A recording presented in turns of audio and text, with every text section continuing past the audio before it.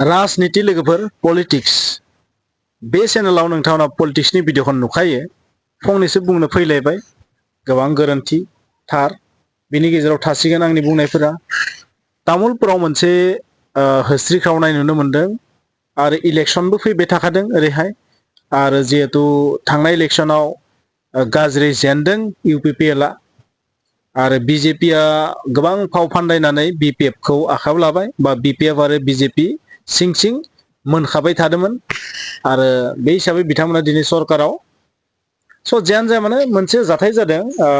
खोला कुमारिकाटानिफ्राय देबिटलासिम नामा फैनाय मोनसे लामा सेंसन जाखानायमोन सिगांनि थांनाय सरकारा अर्डार पास खालामखानायमोन नामा बेबायदि नाथाय बे लामाखौ दा गुबुन साइडथिं लांबाय बहाबा गुबुनथिं लांबाय बेबायदि मिथिनो मोनदों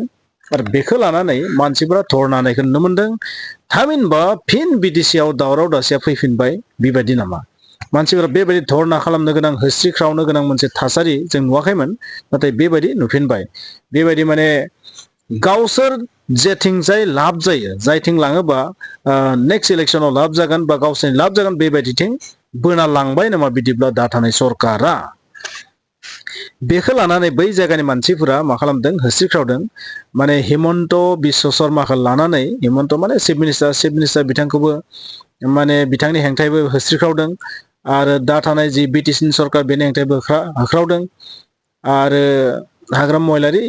बिनि सायावबो होख्रावदों बेखौ नोंथांमोना नुदों आरो दा थानाय जेसेबांखिनि माने सरकारनि माखासे खामानि बेखौ लानानै गोबां दुखु मोननाय फोरमायदों बेखौ नुनो मोनदों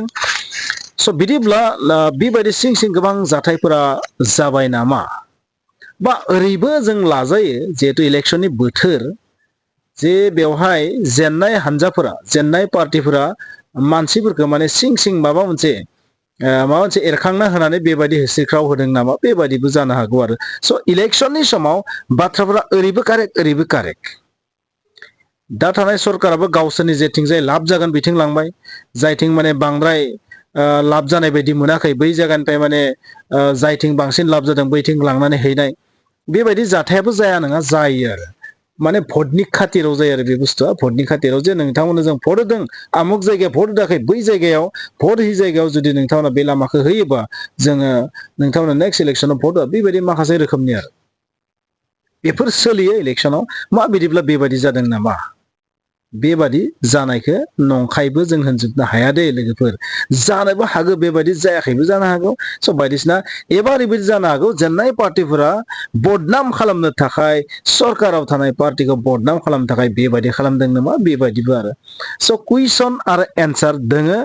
सोरनिया 100% कारेक्ट बेखौ मिथिया नाथाय बियो बुंगोन बोरै इ बुंगोन ओरै नाथाय आंनि बुंनो गोनां जाहैबाय माबा मोनसे जुदि सेंसन जाखानाय अर्डार जाखानाय बे बुस्थुखौ ट्रेन्सफार खालामनानै डाइभार्ट खालामनानै गुबुनथिं लांनाया बांद्राय कारेक्ट होननानै आंबो साना बेबायदि खालामनाङा बिनि सोलाय गोदानै जायनो होनो गोसो बेनो होयोबा मोजांसिन जायो थाखानायखौ लांनाया बोरैबाबा एसे साननो गोनां बाथ्रा आरो बे थाखानायखौ लांमारदों लांमारा बेनिबो जेबो प्रुफ गैया मानसिफोराथ' होस्रिख्रावदों होस्रिख्रावनायाव बेसेबां कारेक्ट दङ बेखौ बुंनो हाया बे गासैबो पलिटिक्स नालाय राजनिति नालाय राजनितियाव मा जायो मा जाया सिं सिं जेबो बुंजोबनो हाया माने बाथ्राया बेनो लासै लासै माखासे मोननांगौफोरखौ बा माखासे बेबायदि पाब्लिकफोरा जायखौ एसुरेन्स होनानै दोनदोंमोन पाब्लिकफोरनो जायखौ एसुरेन्स होनानै दोनदोंमोन जायखौ खोथादोंमोन बैफोरखौ लासै लासै दा थानाय सरकारा बिदिब्ला गुबुनथिं डाइभार्ट बा बोस्लाय बोबथिं बोबथा बेबायदि खालामनो हमबाय नामा बेखौ लानानै मानसिफोरनि गोसोआव गोबां कुइसन एरायजादों जानो हागौ बेनि थाखायनो बै सुबुंफोरा दुखु मोननानै बेबायदि होस्रिख्रावदों बे जानो हागौ कुचबि जिखुनु जानो हागौ स' पलिटिक्सनि भिडिअ बेवहाय बाथ्रायाथ' ओरैबो नङा होमबा बिनियाबो कारेक्ट जानो हागौ बिनियाबो कारेक्ट जानो हागौ खारन आथिखालाव बर'फोरखौ जुदि बुङोबा बर'फोरा मोननैल'सो दंना आथिखालाव बिपिएफ एन्ड इउपिपिएल बेखौथ' आं बार थांनाय भिडिअ बुंदों स' लोगोफोर नोंथांमोना जुदि बे भिडिअखौ नायनानै माबा मोनसे मोजां मोनदोंबा लाइक शेयार कमेन्ट्स खालामदाबाव नोंथांमोना बेखिनियाव मोनसे बाथ्रा बुंगोन नोंथांमोना जेसेबां हायो बे चेनेलाव पलिटिक्सनि भिडिअखौ नाय नोंथांमोना आंनि फेसबुकआवबो थांनानै भिडिअफोरखौ नायनो नाजा फेसबुकआवबो आथिखालाव मोनसे कन्टेन्ट लाबोसिगोन नोंथांमोना बेखौबो नाय शेयार कमेन्ट्स खालाम बै मोनसे चेनेलाव नलेज मिडिया एन्ड एनालाइसिस बैहाय नोंथांमोना पलिटिक्सखौ खम नुसिगोन बांसिन पलिटिकल भिडिअखौ बेवहाय नुगोन बै मोनसे चेनेलाव नुगोनबाबो एसे डिफारेन्टखौ बांसिन नुसिगोन गुबुन गुबुन टाइपनि भिडिअखौ बांसिन बैहाय नुगोन समनि आंखालनि थाखाय बै चेनेलाव बांद्राय भिडिअ होआखै बेवहायसो एफा एनै होबाय थादों स' जियानो जाया माने नोंथांमोना पलिटिक्स होनबाथाय बे चेनेलाव बांसिन फैखाबानो जाबाय आरो नोंथांमोनखौ आं बेखौ बुंगोन नोंथांमोना गाज्रि लेंगुवेजजों कमेन्ट्स लिरनाङा गाज्रि लेंगुवेजजों कमेन्ट्स लिरनानै जेबो लाब गैया बिजिरनायनि सम स' नेक्स्ट इलेक्सन फैबाय दं बे नेक्स्ट इलेक्सनाव माबायदि रोखोमै जों भट होनांगोन थांनाय BTC इलेक्सनथ' होबायानो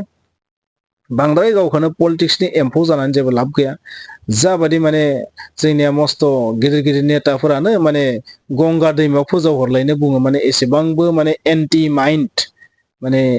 एन्टि माइन्ड जानाङा आरो एसेबां हेंथा गोसोनि माने बेबायदि टाइपखौ जाद्रायनाङा गंगायाव फोजावहरनाय माने इनभेलिड जाबाय एक्जिस्टेन्स गैला बेबायदि टाइपनि जानाया मोजां नङा जोंनि हारिनि थाखाय खैफोद जागोन जों एक्जिस्टेन्सआ जुदि थानांगौ जायोबा जोंनि मोनफ्रोम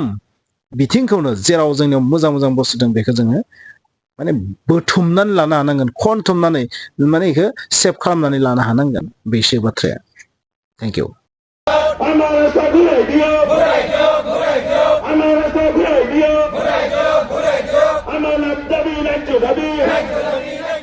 আমাৰ স্থানীয় বিধায়ক মহোদয়ে বিভিন্ন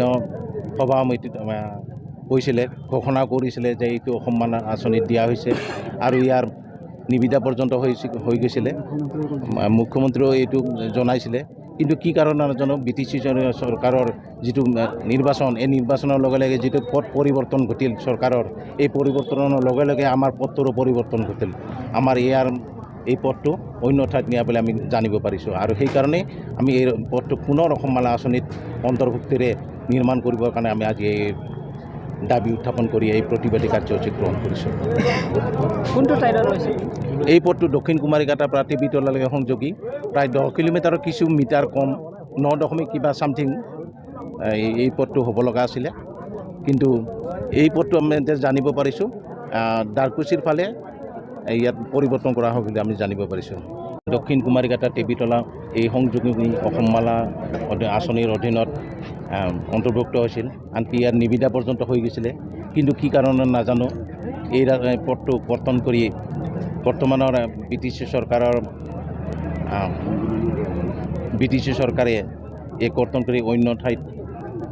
এই পথ নিৰ্মাণৰ ব্যৱস্থা কৰিছে আৰু সেইকাৰণেই আজি আমি এই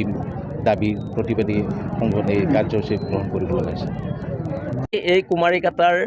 দক্ষিণ কুমাৰীঘাটা আৰু টেবিতলা সংযোগী পথ এটা অসমমালা আঁচনিৰ অধীনত প্ৰস্তাৱ হৈছিল নিবিদা আহ্বান হৈছিল কিন্তু অতি শেহতীয়াভাৱে এচাম মানুহৰ ফেচবুকত আমি দেখিবলৈ পাইছোঁ এই পথটো কৰ্তন কৰি অন্য ঠাইলৈ নিয়াৰ প্ৰয়াস কৰিছে আমি উন্নয়নৰ বিৰোধী নহয় আমাৰ তামোলপুৰৰ বিভিন্ন বাট পথ এনেকুৱা আছে এই বাট পথবোৰ উন্নয়ন হ'ব লাগে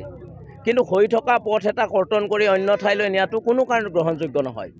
এই অঞ্চলৰ ৰাইজে এই পথটোৰ জৰিয়তে কি ধৰণৰ দুৰ্ভোগ ভুগি আছে সেই চাম মানুহে উপলব্ধি কৰিব নোৱাৰে